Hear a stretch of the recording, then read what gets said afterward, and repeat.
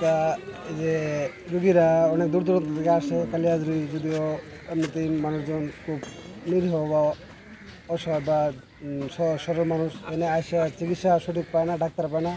Doctor পাইলেও doctor থাকেই না, এনে আসলে ইমার্জেন্সির ডাক্তার নাই বা গাড়ি ঘোড়া তো নাই, কারণ একটা এই ডাক্তার গাড়ির গ্যারেজ আছে, আবার একটা কোয়ার্টারও আছে, কিন্তু আমরা কোনোদিনও দেখি না এনে গাড়ি ঘোড়া কোনো কিছু দেখি না। কিন্তু ডক্টর যে গ্যারেজ কাম কোয়ার্টার একটা রুম এই জায়গায় আছে, কোনোদিনও গাড়ি দেখি নাই।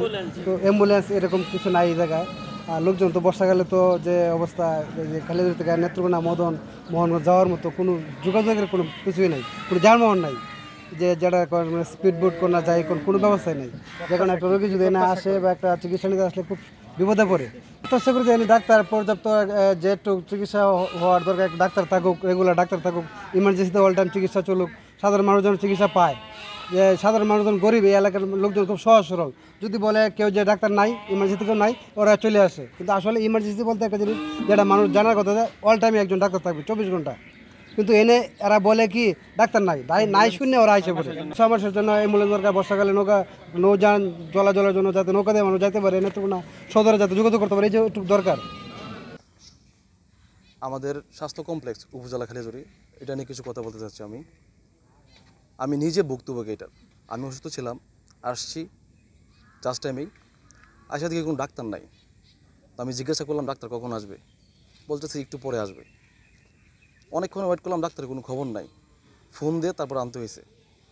তো শুধু আমি না, খালিয়াজুড়ি উপজেলা গ্রামবাসী সবাই একটা ইমার্জেন্সি রুগীতে পড়লে, প্রেগনেন্ট মহিলা হোক বা কোনো অসুস্থ হোক, যে কোনো হোক, হার্টের রোগী হোক, আসলে তাৎক্ষণিক যে একটা প্রাথমিক চিকিৎসা করবে সেই ব্যবস্থাটাও এই উপজেলায় নাই।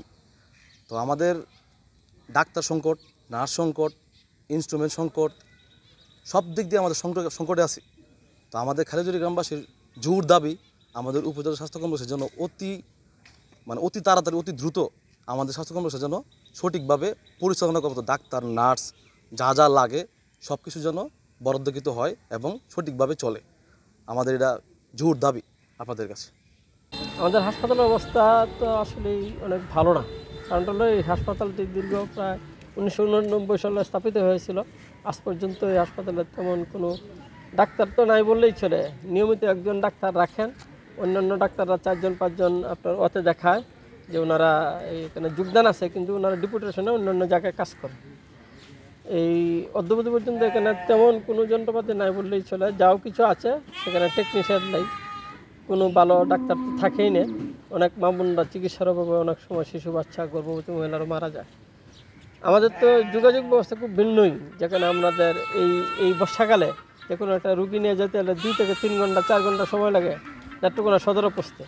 যোগাযোগ ব্যবস্থাটা যেমন নাজুক, তার চেয়ে আরও বেশি নাজুক হচ্ছে আমাদের হাসপাতালের অবস্থা। তাই আমরা মাননীয় সরকার প্রধান বলতে চাই, বিগত সরকার আমলে এই হাসপাতালটি যদিও সাইনবোর্ড দেখতে পাচ্ছেন যে 50 শয্যা বিশিষ্ট, কিন্তু মূলত সেখানে 50 শয্যার কোনো কার্যক্রম নাই। সরকার একটা কার্যক্রম করে হাসপাতাল করে রাখিয়ে দিয়েছে, কিন্তু কোনো ডাক্তার নেই। যার কারণে আমাদের এলাকার মানুষের আবেদন যাতে ডাক্তাররা এখানে স্থায়ীভাবে থাকে, তাদের স্থায়ীভাবে রাখার ব্যবস্থা করা হয়, এবং আমাদের এই রুগীদের বর্তমানের বর্ষাকালের জন্য যাতে এই নো অ্যাম্বুলেন্স যেটা একটা ছিল সেটা এখন বিকল্প, নো অ্যাম্বুলেন্সের কোনো খোঁজখবর নাই। তাই ডাক্তার বা নার্স আছে কিছু, কিন্তু ডাক্তার পর্যাপ্ত পরিমাণ নেই। আমাদের প্রায় 1 লাখ মানুষের মধ্যে একজন ডাক্তার। আমরা হাওড়ের মানুষ, আমরা চিকিৎসা ক্ষেত্রে সবচেয়ে বেশি পিছিয়ে। আমাদের হসপিটালে কোনো চিকিৎসক নাই, চিকিৎসক সবসময় একজন বা কোনো মতে একজনও পাওয়া যায় না। এর মধ্যে আমরা দূর দূরান্তে হসপিটালে যেতেও, রোগী নিয়ে যেতেও আমাদের খুব কষ্টসাধ্য ব্যাপার এবং ব্যয়সাপেক্ষ। আর এছাড়া আমাদের হসপিটাল 50 শয্যা বিশিষ্ট হসপিটাল অনেক দিন, প্রায় 2-3 বছর হয়ে গেছে উদ্বোধন হয়েছে, কিন্তু এর কোনো কার্যক্রম নাই, কোনো টেকনিশিয়ান নাই, কোনো প্রকার কার্যক্রমই নাই। শয্যা বিশিষ্ট হাসপাতালে যা চলছে তা কোনো মাত্র নামে মাত্র চলছে।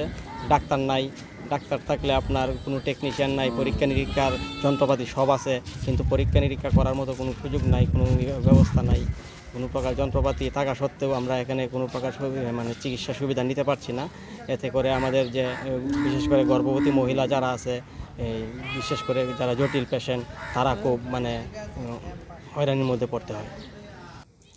গর্ভবতী মহিলা, রাত 2টা অথবা 3টার সময় যদি হাসপাতালে আসে তাহলে সঠিকভাবে চিকিৎসা না পেয়ে তাদেরকে রেফার করা হয়। এই রেফার করার কারণে কালিয়াজুড়ি থেকে মদন এবং মোহনগঞ্জ আমরা বর্ষাকালে ট্রলারে যেতে হয়। তখন যাওয়ার রাস্তায় এই গর্ভবতী মহিলা মৃত্যুবরণ করে। তাই আমি আপনাদের মাধ্যমে এই স্বাস্থ্য মন্ত্রণালয়ের কাছে বিশেষভাবে আমার কালিয়াজুড়ি হাওর প্রত্যন্ত অঞ্চলের অবহেলিত হাওরবাসীর পক্ষ থেকে জোর দাবি জানাচ্ছি, আমাদের কালিয়াজুড়ি উপজেলায় একটি ডায়াগনস্টিক সেন্টার এবং গর্ভবতী মহিলাদের জন্য সিজারের ব্যবস্থা যেন করা হয়। পাশাপাশি শুকনাকালে যেন আমাদের কালিয়াজুড়ি উপজেলা সদর থেকে প্রায় 5টি ইউনিয়নেই পাকা রাস্তার ব্যবস্থা আছে। আমরা যেন কালিয়াজুড়ি এই স্বাস্থ্য কমপ্লেক্সে অ্যাম্বুলেন্সের ব্যবস্থা করতে পারি। দেহানিহানের দিনকাল গর্ভবতী মহিলারা হঠাৎ করে এই সমস্যাটা বেশির অংশ হয়ে যায়। ভালো একটা পরীক্ষা নিরীক্ষা করানো যায় না। হঠাৎ করে যদি একটা সমস্যা হয়, মা বাচ্চা দুইজনের অ্যাক্সিডেন্ট হয়, এইখান থেকে আমরা যাওয়ার মতো কোনো সুযোগ সুবিধা আমরা পাই না। নিতে নিতে মা বাচ্চা দুজনেরও অকাল মৃত্যু হয়। আমরা চাই এই জায়গায় মহিলাদের জন্য একটা সিজারের ব্যবস্থা, ভালো একটা পরীক্ষা নিরীক্ষার ব্যবস্থা। আমরা কালিয়াজুড়িতে লাখ লাখ মানুষের বসবাস, আরও বেশি বেশি ডাক্তারের দরকার, ভালো ডাক্তারের দরকার। হ্যাঁ, আমরা নাইলে নার্সেরও দরকার, আর বেশি অত লাখ লাখ মানুষ আমরা সেবা করতে আমরা আরাম পাইনি।